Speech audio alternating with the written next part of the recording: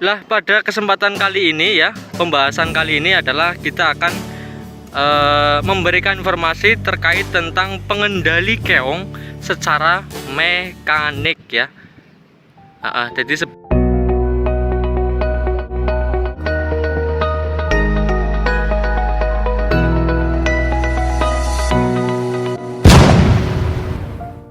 halo sahabat, jumpa lagi di channel kami Balatani.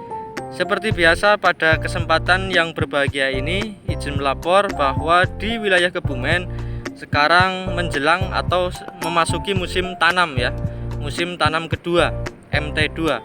Lah, perlu kita waspadai bahwa dari hasil pengamatan kami di lapangan, kemudian informasi yang saya terima dari petani, untuk musim tanam kedua ini yang perlu kita waspadai yang pertama adalah di hama keong. Karena apa ya? Karena dari hasil pengamatan kami di lapangan, kita sudah sering menjumpai baik itu keongnya langsung atau siput, kemudian juga banyak telur yang sudah menempel di pematang maupun di sisa-sisa tanaman padi musim tanam yang pertama. Itu artinya sudah ada indikasi bahwa di musim tanam kedua ini akan muncul serangan keong. Ya, harapan kita juga sama-sama berdoa mudah-mudahan keong itu tidak menyerang pada tanaman. Nah, ini adalah contoh ya, contoh telur ya, telur keong yang sudah ditempelkan pada sisa-sisa tanaman padi atau di tepi pematang. Lah, memang untuk keong itu ketika dia bertelur ya, si keong bertelur itu pasti ditempatkan di tempat yang tidak tergenang air, karena kalau si telur tergenang air atau kerendam air itu potensi bertelurnya itu sangat sedikit, sehingga ketika keong itu bertelur pasti diletakkan di atas permukaan air atau yang pada intinya tidak terendam air. Lah, pada kesempatan kali ini ya, pembahasan kali ini adalah kita akan memberikan informasi terkait tentang pengendali keong secara mekanik ya.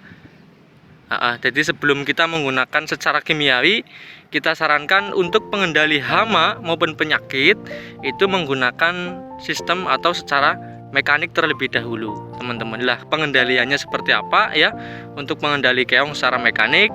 Nanti kita diskusikan bersama teman-teman.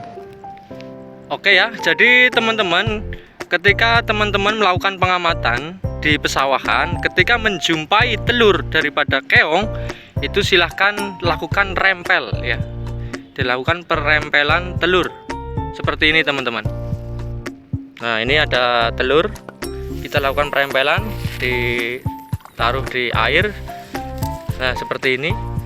Ini tujuannya supaya ketika nanti telur kita rempel dan kemudian jatuh di air seperti ini, tergenang air, insya Allah telur ini sudah tidak menetas. Nah, itu artinya kita sudah bisa melakukan pengendalian secara mekanik. Kita bayangkan saja ya teman-teman, ini kalau dihitung, ini satu kumpulan telur keong, ini ada ratusan butir telur yang nanti akan menetas dan kemudian menjadi keong atau siput, kemudian menyerang pada tanaman.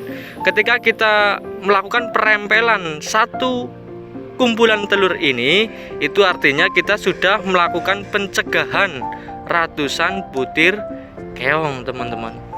Jadi insya Allah ini sangat mengurangi tingkat serangannya. Itu yang pertama ya, cara mekanik yang pertama. Nah, ini juga ada kayak telurnya lagi, kita rempel seperti ini ya. Ini ada lagi ya teman-teman, ini kita rempel. Ini pekerjaan yang sangat mudah dan insya Allah sangat efektif teman-teman. Ini juga ada lagi, kita rempel lagi seperti ini. Ini ratusan calon siput atau keong yang nanti kita kendalikan. Kemudian ya, ketika kita males ya untuk mencari telur keong ya, ketika di pematang kan kadang tak terlihat karena biasanya tertutupi oleh gulma atau rumput. Silahkan teman-teman bisa menggunakan bambu. cager ya, seperti pada contoh di persemaian ini itu ada bambu. Saya yakin ketika banyak serangan keong atau ada keong, bambu itu nantinya akan dipergunakan oleh keong atau siput untuk meletakkan telurnya ya. Itu contohnya juga di bambu itu ya, atau cager di depan layar video kami itu sudah ada telur daripada keong itu sendiri. Ketika nanti teman-teman pergi ke sawah kemudian ada telur, silahkan bisa dilakukan perempelan seperti itu ya. Nah, harapannya ketika dirempel telur sudah tidak menetas. Itu cara mudah dan simple dan praktis dan murah, teman-teman. Silahkan lakukan perempelan. Lah ketika kita sudah melakukan perempelan, kok kemudian masih ada serangan keongnya ya, ada serangan keong, silahkan misalkan teman-teman nanti akan menggunakan yang secara kimia, gunakan pestisida ya. Itu yang anilo, teman-teman. Anilo berupa tepung, silahkan dilakukan penyemprotan menggunakan anilo dari PT DGW ya, teman-teman. Itu berupa tepung, kemudian ukuran per tangki atau konsentrasinya, misalkan tangki 14 liter atau 16 liter, gunakan 2 sendok penuh ya, 2 sendok penuh. Oke ya sahabat, mungkin itu yang bisa kita sampaikan. Mudah-mudahan bermanfaat. Salam sehat, salam satu hobi. Sekian dan terima kasih. Assalamualaikum warahmatullahi wabarakatuh.